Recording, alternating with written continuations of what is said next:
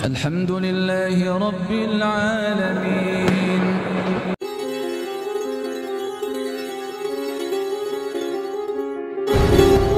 Kadang-kala Allah memang sudah membuat kita itu buntu jalan. Agar apa? Agar kita langsung ke Allah, kembali ke Allah. Dengan kata lain, ketika Allah sudah menutup semua solusi terhadap permasalahan kita, artinya Allah sudah hendak menghadirkan pertolongan.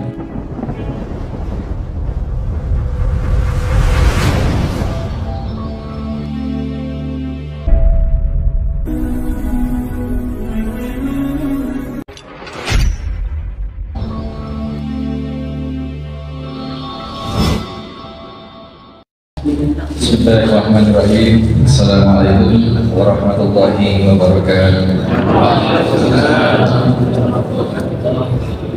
Innal hamdalillah nahmaduhu wa nasta'inuhu wa nastaghfiruh wa na'udzu billahi min shururi anfusina wa min sayyiati a'malina.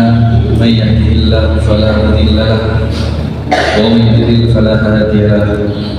Asyhadu an la ilaha illallah wahdahu la syarika lahu. Asyhadu anna Muhammadan abduhu wa rasuluhu la nabiyya ba'dah. Allahumma shalli wa sallim wa barik ala Muhammadin wa ala alihi wa sahbihi wa mawala. Qala Allah ta'ala, ya ayyuhalladzina amanu taqullaha haqqa tuqatih wa la tamutunna illa wa antum muslimun. Wahai orang-orang yang beriman, bertakwalah kalian kepada Allah dengan sebenar-benarnya takwa, dengan memahami dan menerapkan hakikat takwa yang sebenarnya, dan janganlah kalian keduluan maut atau keduluan mati kecuali dalam keadaan benar-benar sudah dalam kondisi jiwa yang berserah diri kepada Allah Subhanahu wa ta'ala. Ya ayuhan nasu taqu rabbakum alladzi khalaqakum min nafsin wahidah wa khalaqa minha zawjaha wa batha minhuma rijalan katsiran wa nisaa'a wattaqullaha alladzi tasaaluna bihi wal arham innallaha kana 'alaikum raqiba. Ya ayyuhalladzina amanu taqullaha wa qulu qawlan sadida yuslih lakum a'malakum wa yaghfir lakum dhunubakum wa may yuti'illaha wa rasulahu faqad faza fawzan 'azima.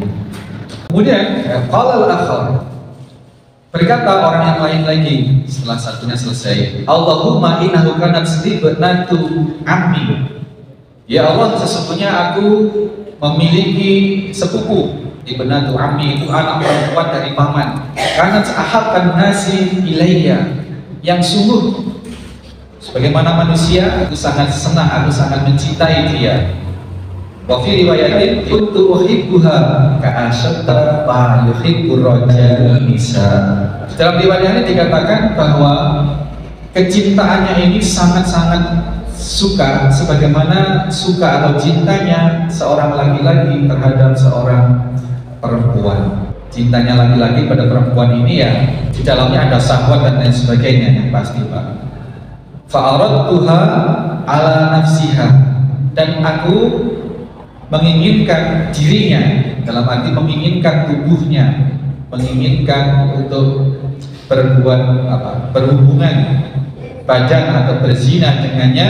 Famtata'at minni, kemudian dia menolak atau dia tidak meladeni aku. Kata alamat diha sanatun minas sinina faja'atni. Tiba suatu waktu di mana dia terjadi semacam pilot, semacam kepepet begitu, Pak, kepepet, dan dia mendatangi kami. Fa'aqaituha isrina wa mi'ata dinarin, dan aku memberikan kepadanya 120 dinar. Itu uang emas, maka nilainya luar biasa besar. An'atu khaliya baini wa baina nakasiha, dengan persyaratan yang mengikat antara aku dengan dia, yakni nafsiha, dia menyerahkan dirinya. Fa'alat, kemudian dia menyetujuinya. Idza qadartu 'alaiha, hingga akhirnya aku berhasil menguasai. Kalau dulu dia menolak, sekarang dia mau. Wa fi riwayatin, dan di dalam riwayat yang lain dikatakan falamma qa'adtu baina rijlaiha, ketika aku sudah duduk di antara dua pahanya, dua kakinya, qalat, sepupu anak perempuan pamanku tadi itu berkata, ittaqillaha wa la tahfudal khatama illa bihaq, takutlah kau kepada Allah dan janganlah kau rusak cincin kecuali dengan cara atau dengan hukum yang benar. Fansaraftu anha, kemudian aku seketika meninggalkan dia. Wahia ahadun nasi ilayya, padahal dalam kondisi aku masih sangat mencintai dia. Wa taraktu dhahabal ladzi a'taituha, dan aku tinggalkan dinar tadi itu yang telah aku berikan kepada dia. Dia pergi dalam keadaan masih sangat ingin, sangat mencintai, dan dia tinggalkan uang yang telah diberikan tadi itu untuk sepupu perempuan tadi itu. Dia tidak jadi mengambil haknya, mengambil kesepakatan untuk berzina tadi. Demikian. Kemudian orang ini berdoa, Allahumma in kuntu fa'altu dzalik, ya Allah, apabila yang aku lakukan itu ibtigha'a wajhika, karena mengharap wajahmu, fafruj anna ma nahnu fihi, maka keluarkanlah kami dari kondisi seperti ini. Fan farajat is-sakhratu ghaira annahum la, dan gua itu pun juga kemudian bergeser, tetapi la yastati'unal khuruj minha, mereka pun belum bisa keluar dari gua itu. Berarti sudah bergeser lagi, Pak, semakin dekat ke, semakin longgar, semakin ke pintu, semakin ke pintu, semakin keluar batu ini. Tetapi karena masih tetap menutup, belum bisa keluar juga mereka. Waqala salis, dan berkata orang yang ketiga, Allahumma sta'ajartu jaro'ah, ya Allah, aku biasa mempekerjakan, mengupah beberapa pegawai, wa ataitahum, dan aku senantiasa menunaikan ajrahum, upah mereka, ghairu rajulin wahidin, kecuali terhadap satu orang laki-laki yang bekerja di saya, tarakal ladzi lahu wa dhahaba, karena dia tidak mengambil upahnya, pergi begitu saja. Fasyamartu ajrahu, lalu upah yang tidak diambil itu aku kelola, aku kembangkan, hatta kathrat minhul amwal, hingga menjadi harta yang banyak.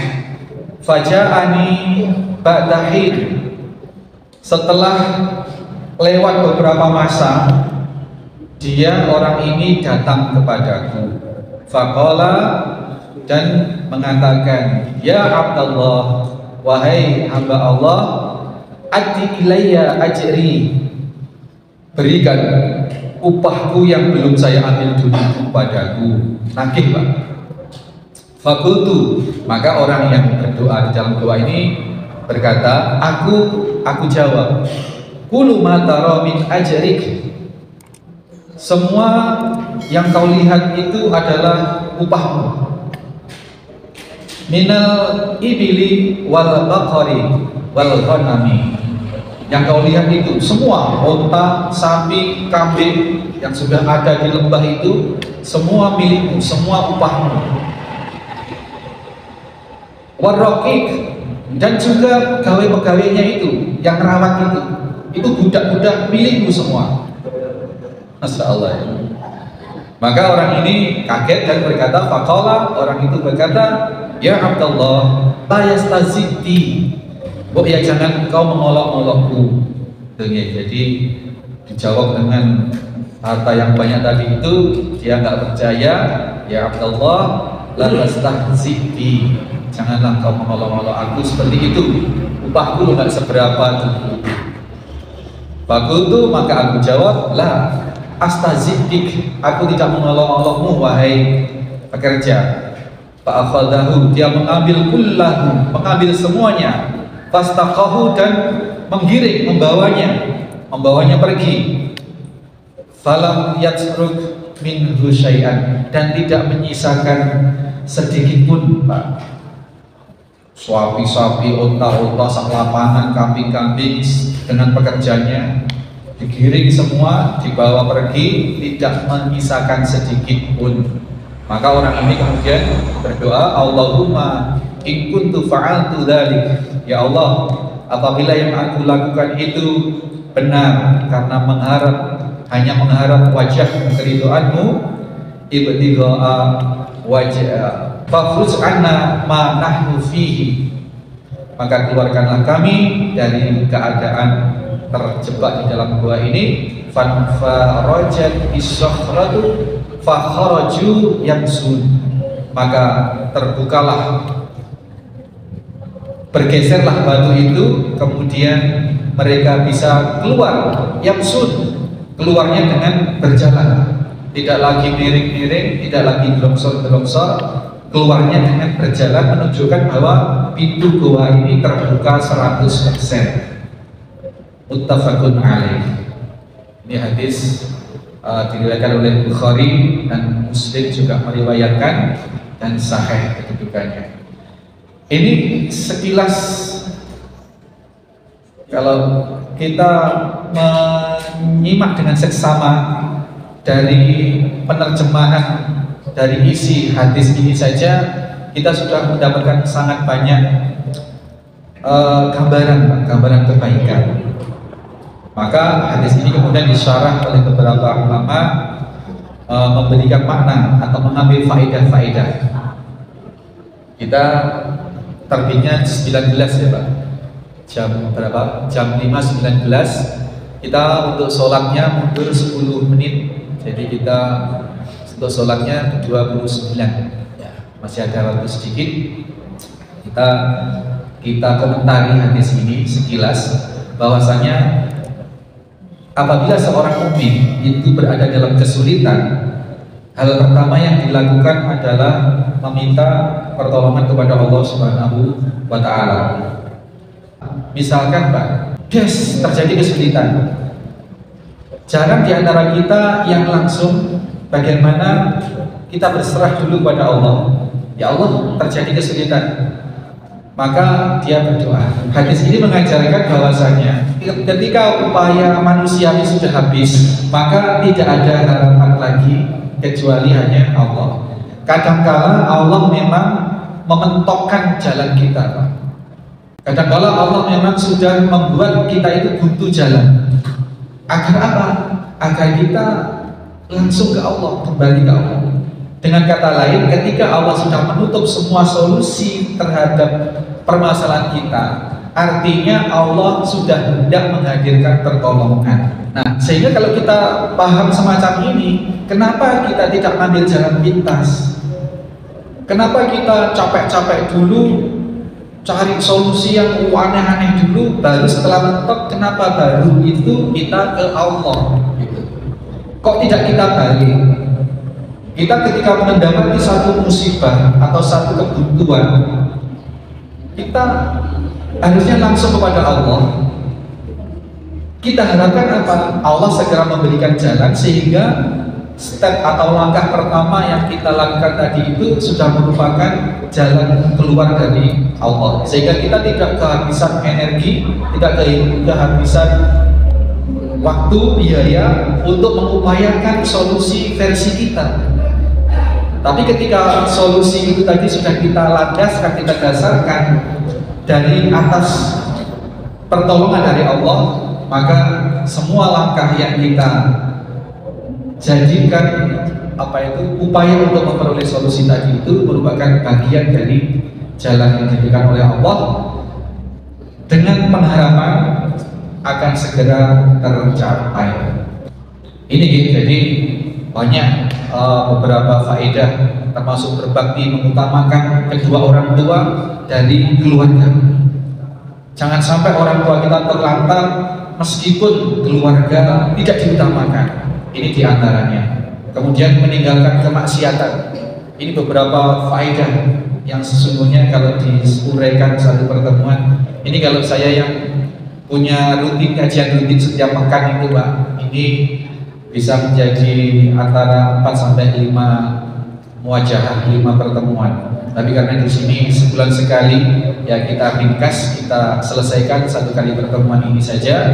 Nah, nanti kita selebihnya bisa kita ngobrol-ngobrol. Saya masih sangat banyak keutamaan menepati janji, amanah menjaga harta orang, ini termasuk bahasan-bahasan yang sangat masih bisa kita bahas.